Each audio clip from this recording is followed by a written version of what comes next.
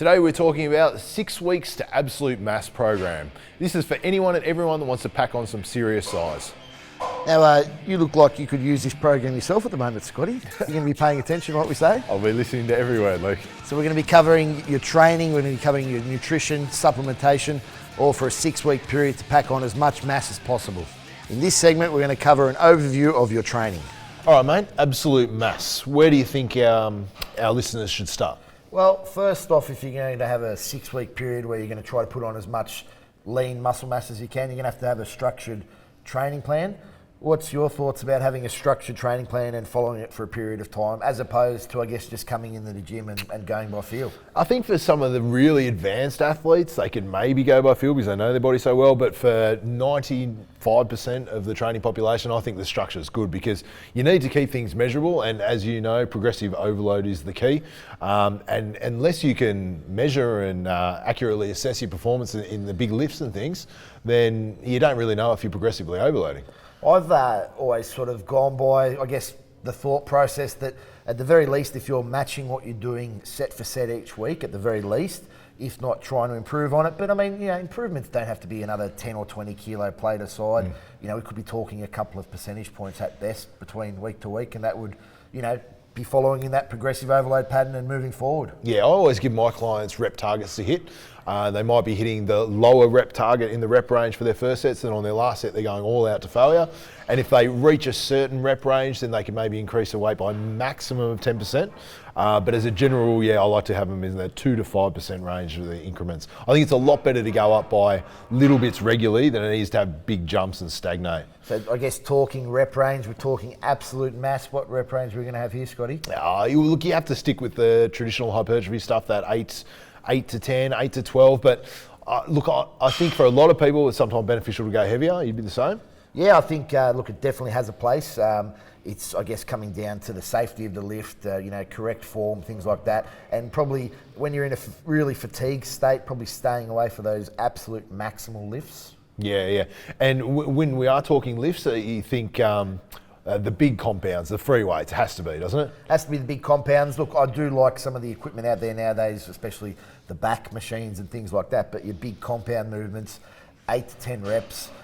What type of frequency are we going to be talking about if we're hitting a particular muscle group? How many times a week?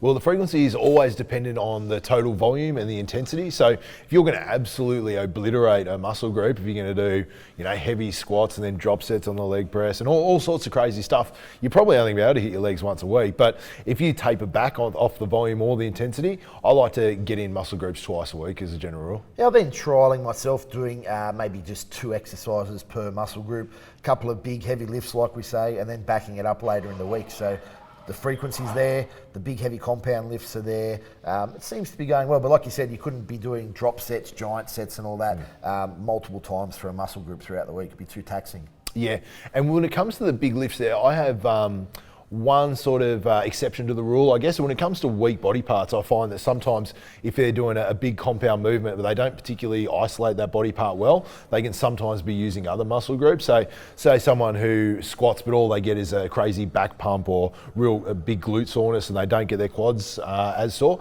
In that instance, I might focus a little bit more on isolation movements and just going for things that work for individuals' muscle groups. So it's the same with chest. I've got a couple of guys that only do flies. Now, I would not recommend that as a standard rule, but I would, if all your presses you feel in your shoulders and your triceps, you might be better off doing a few isolations. But again, that's the exception to the rule. Nice. And what about cardio coming into a lean bulking plan, something like that? Personally, I think that in a perfect world, in the off season, admittedly, I won't be doing a lot of cardio, but if it was coming down to what I would be doing best in terms of lifting in the gym, it would be to increase my overall cardiovascular health. That little bit, I just find you recover a little bit better in the gym.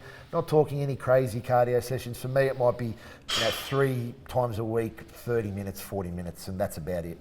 No place for a Luke, no place at all. I've no interest in doing cardio for absolute mass. But no, look, if the limiting factor is cardiovascular fitness, then yes, you're going to benefit from it. I think if you can maintain a good training intensity and good training volume without it, then I'd probably go without it. In all honesty, I think, you're expending calories. It would come down to the individual, though. Yeah. Beautiful. Now, when it comes to weak body parts, do you increase their frequency or do you hit them a little bit more? How do you go about tackling those? I like to hit them at least 2 to 3 times a week. So, believe it or not, hitting calves 3 times a week, that seems to be going nowhere for me. But I have been hitting arms, hamstrings a couple of times a week, getting some really good benefits and results on that. So just slightly increasing the frequency. Keeping all the other body parts down to, like I said, 1 or 2 times a week, depending on the volume in the session. Yeah. Now, if you come across someone who has been doing a lot of what we've been talking about, they've been going reasonably heavy, 8 to 10 reps, they've been doing their compound movements, would you maybe shake things up a little bit for them? Would you focus on a slightly different training protocol just to stress their body differently? Like, I think it's good to be changing programs up at around about the 6-week mark. Try to get good at that program. Try to use, like we said, progressive overload, then move on to the next program. So, you could potentially give someone a program where they may be doing 12, even 15 reps, and just the pure variety, the stress on the central nervous system, just the shake up, the shock to the body, it's going to elicit some good muscle growth. So it's going to be up to the individual. It's also going to be on what program they have come from. Yep.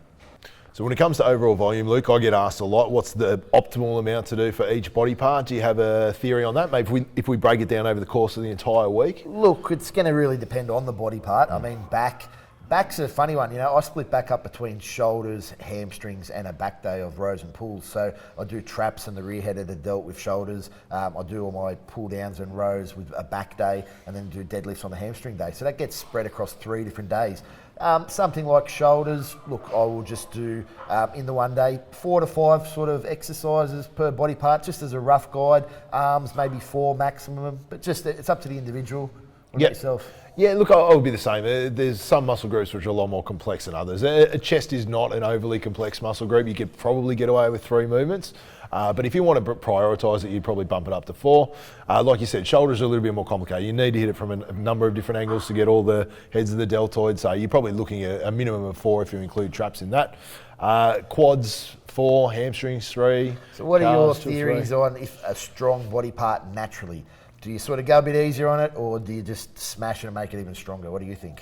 Well, it depends on what we're talking from a bodybuilding standpoint and how out of proportion it is with the other body parts.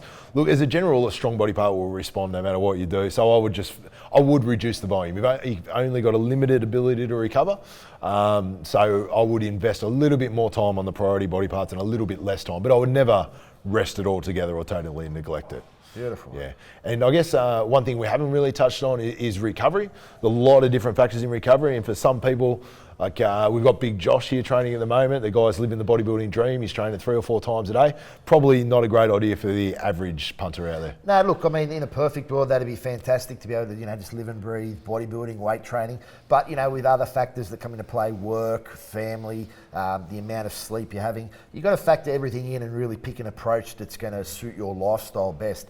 There's no point fighting your current family situation, your work situation, by just compounding it with unbelievable amounts of work in the gym. So it will really be dependent on the individual's workload outside of the gym that will determine how much rest and recovery they will need. Yeah, I think that's a really important thing that you've touched on there, is that you need to follow a realistic plan. And if you can't get to the gym 6 days a week, that's perfectly fine. If you can get in there 4 times a week and smash out big sessions every time, and it's realistic and you can improve your performance based on those 4 days a week, you're going to go a long way. And I even have, I tell clients, if they're working flat out Monday to Friday, they can maybe only make the gym 2 times during that time. If they have the time to double up on the weekend, have 2 sessions on a Saturday, 2 on a Sunday, have more time off during the week, it fits around the lifestyle. I think look at all your training across the whole week rather than just individual sessions.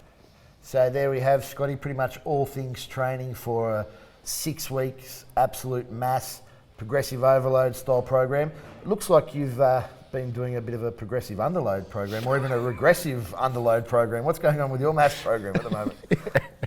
Yeah, I've just been slowing the regression. That's my goal at the moment. Nice, Reduce the regression. Yeah. So there you go, all things training with a 6 week absolute mass program. There's no cure for this one!